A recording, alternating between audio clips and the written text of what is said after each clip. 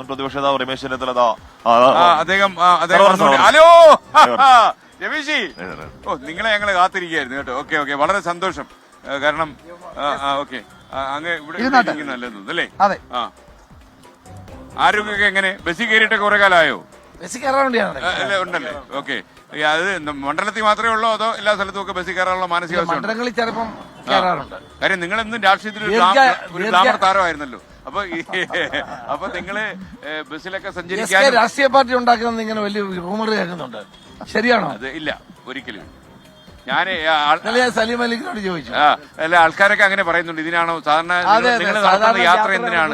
ഇതിനകത്തൊന്നുമില്ല രമേശ്. ഞാൻ ജീവിതത്തിൽ ആഘോഷം ചെയ്തിട്ടില്ലാത്ത ആളാണ്, to be frank with you. നിങ്ങൾക്ക് എത്രയോ കാലമായിട്ട് തന്നെ അറിയാം. അപ്പൊ ഞാൻ ഈ 40 കൊല്ലം കടന്നു എന്ന് പറഞ്ഞാൽ ഒരു പ്രൊഫഷണൽ എക്സ്പീരിയൻസ് ആണ്. അപ്പൊ ആ 40 കൊല്ലം നാട്ടിന് ഗുണം ചെയ്ത് എന്ത് ചെയ്യാൻ പറ്റും? അപ്പൊ ഇന്നലെ മുഖ്യമന്ത്രിയായിട്ട് 1 മണിക്കൂറോളം നമ്മൾ ലൈവായിട്ട് സംസാരിച്ചു.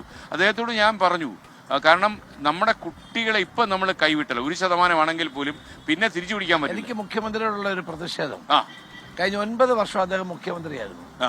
ഈ ലഹരി ഇവിടെ ഉണ്ടായിരുന്നു, ഈ കുട്ടികൾ ഉപയോഗിക്കുകയും ചെയ്തിരുന്നു.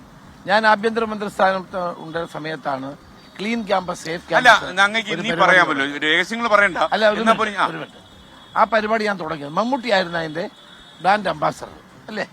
നമ്മൾ ക്യാമ്പസുകളിൽ അതിശക്തമായ പ്രവർത്തനം നടത്തി ഗവൺമെന്റ് പോയി. അതോടുകൂടി ആ പദ്ധതി അവസാനിപ്പിച്ചു. 9 വർഷമായി ഈ ഗവൺമെന്റ് ഈ കാര്യത്തിൽ ഒരു ചെറുവില്ല എനിക്കില്ല. എനിക്കത് പ്രതിഷേധമുണ്ട് ഒരു പൗരൻ എന്ന നിലയിൽ. ഇപ്പോൾ മാധ്യമങ്ങളും നിങ്ങളെപ്പോലുള്ള ആളുകളും പത്രക്കാരും പ്രതിപക്ഷവും എല്ലാം കൂടെ പറഞ്ഞപ്പോഴാണ് ഗവൺമെന്റ് ഉണർന്നത്. നല്ലത്, ഗവൺമെന്റ് സജീവമായിട്ടുണ്ട്. ഉണ്ട്. അതെ, ഞാൻ പറയുന്നു, അത് 2 ദിവസം കൊണ്ടൊക്കെ അവസാനിക്കരുത്. ഇത് കണ്ടിന്യൂസ് പ്രോസസ്. ഈ സാമൂഹ്യ വിരുദ്ധ ശക്തികൾ, ലോകത്തെമ്പാടുമുള്ള ഈ മാഫിയകൾ കേരളത്തെ പിടിമുറുക്കാൻ വളരെ അങ്ങേക്ക് അറിയുന്ന പോലെ അങ്ങ് ആഭ്യന്തരമന്ത്രി ആയിരുന്ന ആളാണ്. അങ്ങോട്ട് എനിക്ക് പറയേണ്ട കാര്യമില്ല. ഈ പോലീസിംഗ് സ്ട്രോങ് ആണെങ്കിൽ ഇവന്മാർക്ക് പൊങ്ങാൻ പറ്റത്തില്ല. 24 മണിക്കൂർ കൊണ്ട് പോലീസ് വിചാരിച്ചാൽ ഈ ലഹരി മാഫിയയുടെ വേറിറക്കാൻ കഴിയും. അതിനുള്ള ഇച്ഛാശക്തി ഭരണാധികാരികൾ. കാരണം മനോജ് എബ്രഹാം കൊച്ചിയിലെ പോലീസ് കമ്മീഷണർ ആയിരിക്കുമ്പോൾ ഷാഡോ പോലീസിംഗ് സജീവമാക്കി ഈ അധോലോകത്തിന് പുറത്തിറങ്ങാൻ പറ്റാത്ത അവസ്ഥ ഉണ്ടാക്കി. ഞാൻ പറയാം, പോലീസ് വിചാരിച്ചാൽ 24 മണിക്കൂർ എസ്കേ ചെയ്ത് നിയന്ത്രിക്കാൻ പറ്റും. അത് ഉണ്ടാകുന്നില്ല എന്നുള്ളതാണ് എന്റെ പരാതി. അത് രാഷ്ട്രീയമല്ല, അതിനകത്ത് ഒരു രാഷ്ട്രീയവും. പക്ഷെ എനിക്ക് തോന്നുന്നത്, ഞാൻ അദ്ദേഹത്തോടും പറഞ്ഞ എങ്ങനെയാണെന്ന് വെച്ചാൽ, എല്ലാ കക്ഷികളെയും വിശ്വാസത്തിലെടുത്ത് ഇത് കേരളത്തിന്റെ പൊതുപ്രശ്നമാണ്. നിങ്ങൾക്കറിയാവോ, ആലപ്പുഴയിൽ ഒരു ലോറി നിറച്ച് നിരോധിത പുകയില ഉൽപ്പന്നങ്ങൾ, നേതാവിന്റെ പേര് ഞാൻ പറയുന്നില്ല, ആ നേതാവിനെ ഉൾപ്പെടെ പിടിച്ചു. ഇന്ന് വരെ ആ കേസ് പോലും ഉണ്ടായില്ല. എവിടെ പോയെന്ന് ആർക്കും അറിയില്ല. ഞാൻ നിയമസഭയിൽ ഉന്നയിച്ച കാര്യമാണ്. ഇതൊക്കെയാണ് കേരളത്തിൽ നടക്കുന്നത്.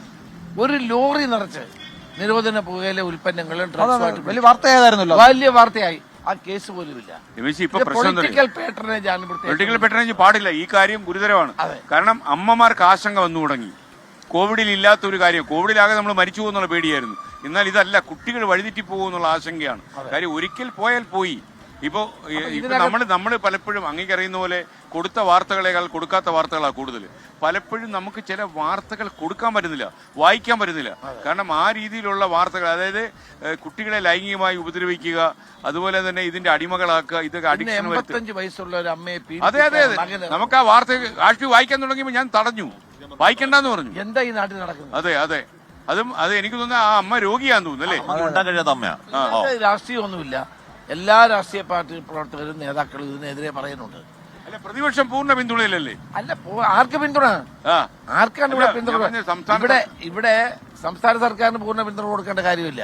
അവർ ആക്ട് ചെയ്യട്ടെ, അപ്പൊ ചെയ്യും. അവർ പ്രവർത്തിക്കട്ടെ. 9 വർഷം മുഖ്യമന്ത്രി ആയിരുന്നിട്ട് ലഹരിക്കെതിരെ ഒന്നും ചെയ്യായിരുന്ന ഒരാള് ഇപ്പൊ ഞങ്ങളങ്ങ് എല്ലാം മറിച്ചുകളെന്ന് പറഞ്ഞാൽ അങ്ങനെ വിശ്വസിക്കാൻ കേരളത്തിലെ ജനങ്ങൾ വിഡ്ഢികളൊന്നുമല്ല. പ്രവർത്തിച്ച് കാണിക്കട്ടെ. ഈ മാഫിയയുടെ വേറിറക്കാൻ മുഖ്യമന്ത്രി രംഗത്തിറങ്ങട്ടെ. അല്ല, ഈ ഘട്ടത്തിൽ സർക്കാരിന്റെ ആത്മാർത്ഥത എന്തുകൊണ്ടാണ് താങ്കൾ സംശയിക്കുന്നത്? കാരണം 9 വർഷമായി ഒന്നും ചെയ്തില്ല. അന്ന് ആഭ്യന്തരമന്ത്രിയായത് ചെയ്ത ഒരാളാണ് ഞാൻ പറയുന്നത്. കേരളത്തിലെ ക്യാമ്പസുകളിൽ മാത്രമല്ല, 5 സ്റ്റാർ ഹോട്ടലുകളിൽ എന്റെ കാലത്ത് റെയ്ഡ് നടന്നിട്ടുണ്ട്. എറണാകുളത്തെ SKക്ക് അറിയാമല്ലോ, ഡ്രഗ് പാർട്ടികൾ നടക്കുന്ന കടലിലാണ്. അവിടെ പോയി പിടിച്ചിട്ടുണ്ട്. കപ്പലുകളിലും ബോട്ടുകളിലും വന്ന് ഞാൻ പിടിച്ചിട്ടുണ്ട്. എനിക്ക് വലിയ എതിർപ്പുണ്ടായി, ശക്തമായി നേരിട്ടു. അന്ന് ആ പദ്ധതി തുടർന്ന് മുന്നോട്ട് കൊണ്ടുപോയില്ല. ഈ കേരളത്തിലാണ് ഏറ്റവും കൂടുതൽ ഡ്രഗ് ഉപയോഗം നടക്കുന്നത്.